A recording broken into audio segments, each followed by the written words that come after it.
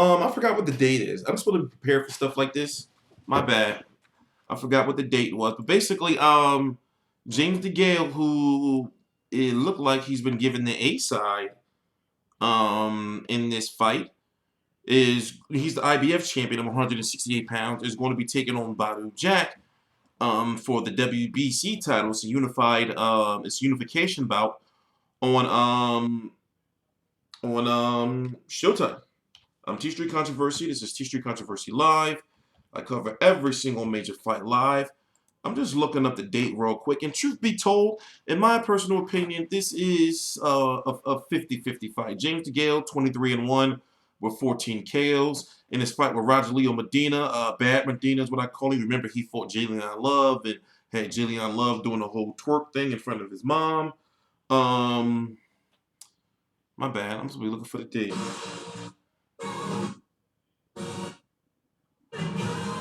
Well, that's my fault.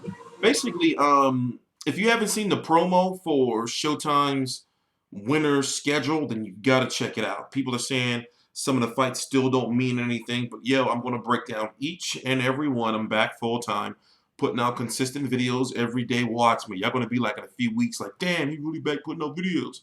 But what's the date again? On January the 14th, 2016. No, 2017, January the 14th, 2017. You're going to have who's the A side in the situation from what it's looking like. James DeGALE, IBF champion at 168 pounds versus Badou Jack, WBC champion at 168 pounds. Now, the interesting thing is if Badou Jack wins or loses, he's moving to 175 pounds. Now, I'm looking, at his record. He started his career and fought a good portion of his fights over the 175 pound, over the 168 pound limit.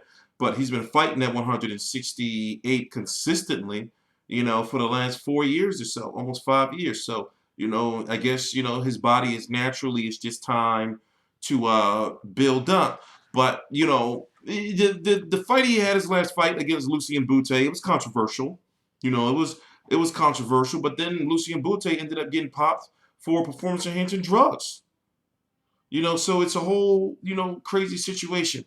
But Badou Jack was the underdog in the Anthony Dirrell fight.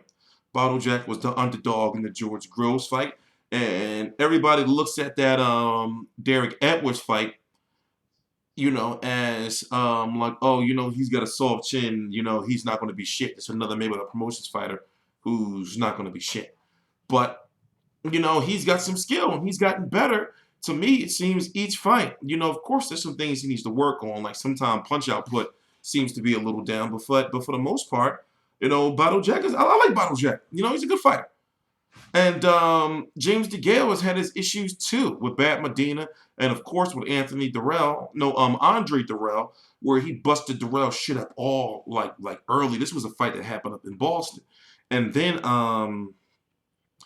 then he started to slowly let the fight, get away from him. But James DeGALE is still a good fighter, and he still has, even if he does lose, big fights on the horizon. Like literally, James DeGALE is going to be around for a long time. For example, if you look at if he wins, he'll be IBF and WBC champion, and he's going to have to fulfill his IBF mandatory. And then who he was supposed to Uzakta guy, I forgot how to pronounce his name. He was supposed to fight him, but he had got injured, not DeGALE, the other guy. But then you have Caleb Smith, who is a matchroom fighter, who is the WBC #1 contender. And Eddie Hearn wants that fight, and Eddie Hearn and James DeGALE have bad blood.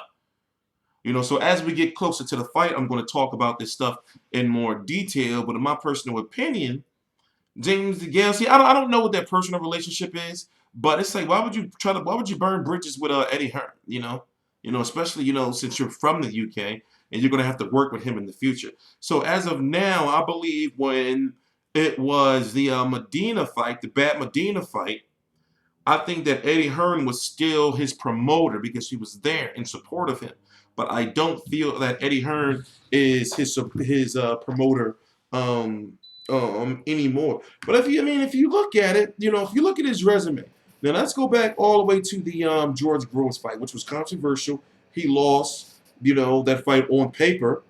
And then if you look at, Brandon Gonzalez was still good at that time. Marco Antonio Parabon, even though he was, fat for 168 pounds, was somewhat of a name, And then people kept saying Andre Dirrell was going to beat him, and I was actually picking James DeGALE to beat him. And then Lucien Bute, that was a good fight for him at that point in time, even though Lucien Bute was somewhat, how can I put it, being known as a light puncher, and then he's never been the same after what Carl Froch did to him. He cobraed him. And then he fought Rogelio Bat Medina. Now the Bat Medina fight, I'm thinking like, okay, all right, he fought that guy because it's mandatory at that point in time, was injured. I can understand that.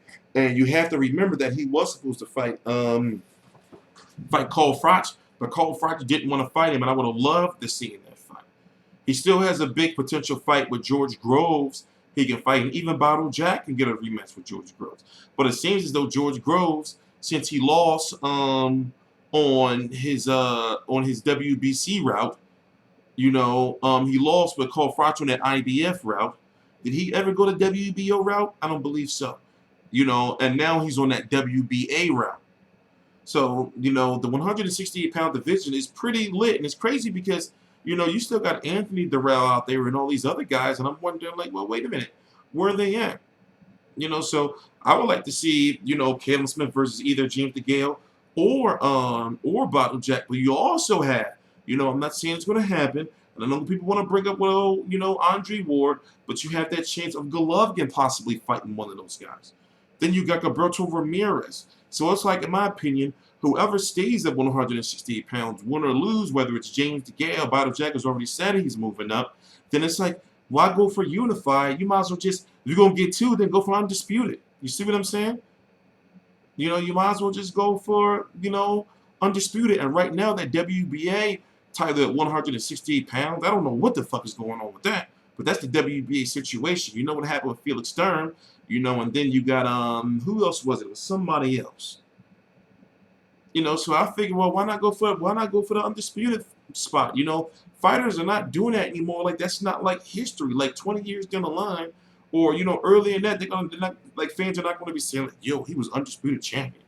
What happened, to that? But it's going to be on what's that? January 11th, January the 14th, 2017, on Showtime or free TV CBS. We don't know, but I really feel a fight like that is going to be on regular Showtime. So, of course, I'm going to be covering the fight, and I can't wait to see like what location it's going to be in.